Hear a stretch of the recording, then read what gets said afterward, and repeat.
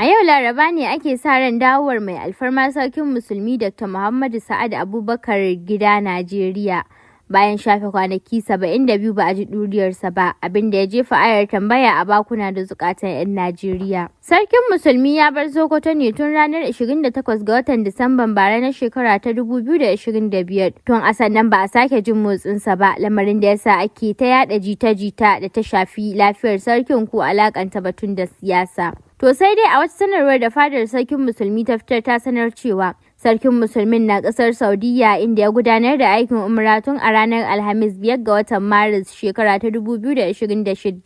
Kuma a lokacin ibadar ta umra Sarkin Musulmi ya yi addu'o'i ga ci gaban zaman lafiyar ƙasar nan da al'ummar Musulmi baki ɗaya. Kafin fidda wannan sanarwa an ga wasu hotuna na tawagar Sarkin Musulmi tare da 'ya'yansa biyu Amir da Walid sanye da harami a Saudiyya. A yau Laraba ne ake tsammanin isowarsa kuma hakan zai kwantar da duk wani raɗe-raɗi a kan halin da yake ciki, ko dai rashin lafiya ko matsala ta siyasa, domin akwai jita-jitar cewa Sarkin Musulmin ya gaji da zaman doya da manja da ke tsakaninsa da gwamnatin jihar Sokoto. Wasu kuma na ganin cece-kucen da ake yi a fadar sarkin za ta zo ƙarshe, domin akwai camfin da ake alakantawa da shugabannin jihadin daular Usmaniyya da ke cewa Sarkin Musulmi na 20 zai gudu ya bar sarauta saboda baƙin ciki da rigingimu na zamani. A ɗaya ɓangaren kuma, wasu da suka buƙaci a sakaya sunansu daga cikin fadar na cewa akwai wata ɓaraka ko rashin jituwa ko rashin haɗin kai tsakanin sarkin da wasu ɓangarori na daular Usmaniyya. Lamarin da ya sa har ake zargin an yi yunƙurin ba shi guba, duk da yake wannan zancen bai tabbata ba, don ba wata sanarwa a hukumance da ke tabbatar da yunƙurin.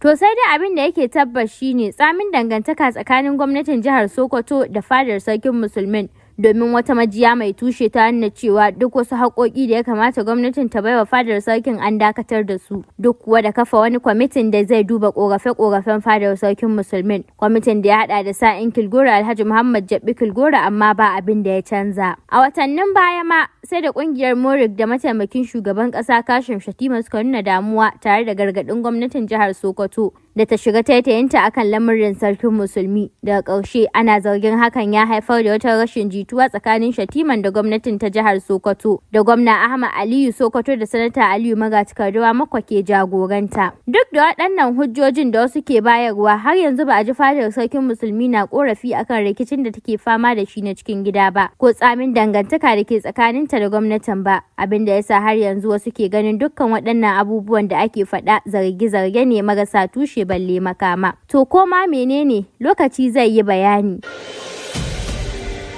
ATS Hausa, kafar yada labarai ta zamani.